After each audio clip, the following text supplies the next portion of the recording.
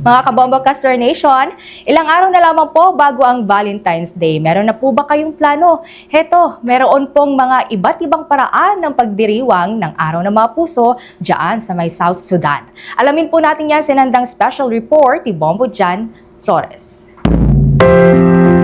Valentine around the world. Valentine around the world.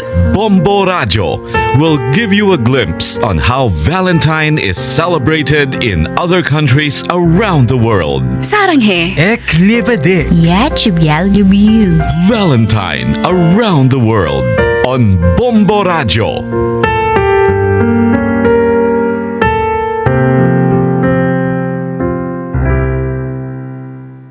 Feb-ibig na mga kabombo ka Star Nation, malapit ka na namang umasa. Pero alam mo ba habang ipinagdiriwang sa iba't ibang panig ng mundo ang araw ng mga puso, may kakaibang paraan ng selebrasyon ng mga mamamayan ng South Sudan. Opo, ang South Sudan na matatagpuan sa Africa.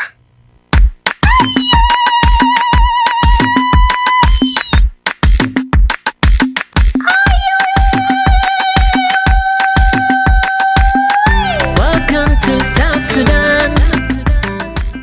Sa bansang ito sa Africa, hindi man kasing enggrande kagaya sa mga kanluraning bansa ang Valentine's Day, dito ay mahalaga pa rin ang diwa ng pagmamahalan, pagkakaisa at pamilya. Karaniwan ipinagdiriwang ito sa mga urban center tulad ng Juba, ang kabisera ng bansa, kung saan ay may simpleng salo-salo, palitan ng regalo at romantic na hapunan.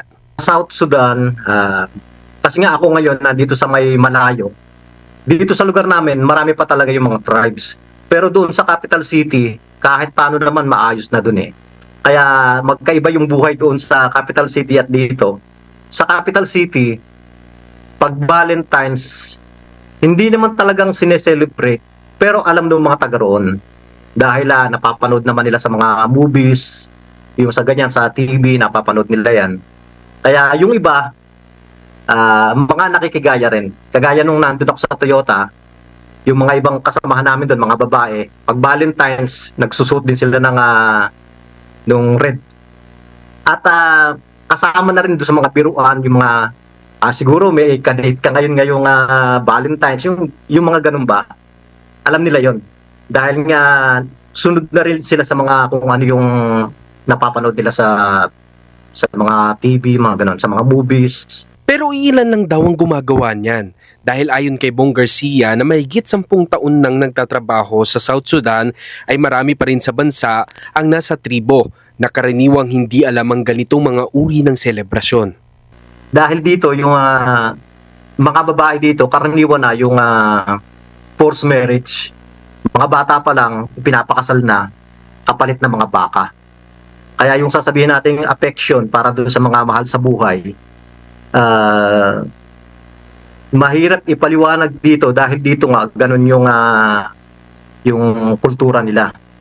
At dito normal lang yung madaming asawa yung lalaki. Hangga't kayang mag-dowry ng mga baka para magkaroon uli ng panibagong asawa, okay lang dito yun. Kahit ilan yung maging asawa basta't kayang mag-dowry. Kaya yung iba, yung mga babae dito, lalo na yung mga kabataan na babae nga na kinukuhang maging asawa, mga nakakaawa sila. Kaya yung sasabihing affection, parang wala nun eh. Mas nangingibabaw pa rin sa South Sudan ang family-oriented celebrations kung saan ang Valentine's Day ay ginugunita bilang araw ng pasasalamat at pagpapakita ng malasakit.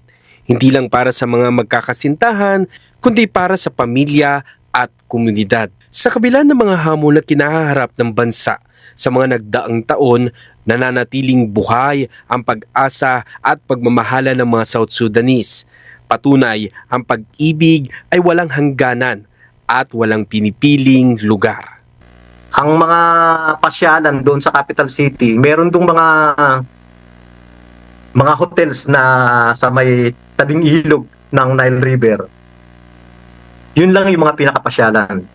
Pag mga weekends, siguro pag Valentine's, baka meron silang special day para sa Merong mga banda, yung mga ganun lang. Pero yung talagang kagaya sa atin na madaming mga malls, plaza, wala dito nun.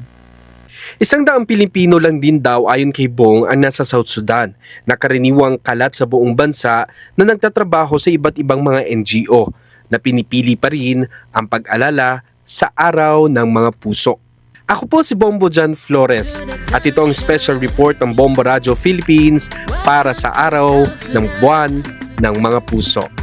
Juba is the capital. Valentine around the world. Valentine around the world. Keep tuning in to find out how Valentine is celebrated in other countries. Valentine around the world on Bombo Radio. For this I say, Happy Valentine's Day! Paradyo Bombo!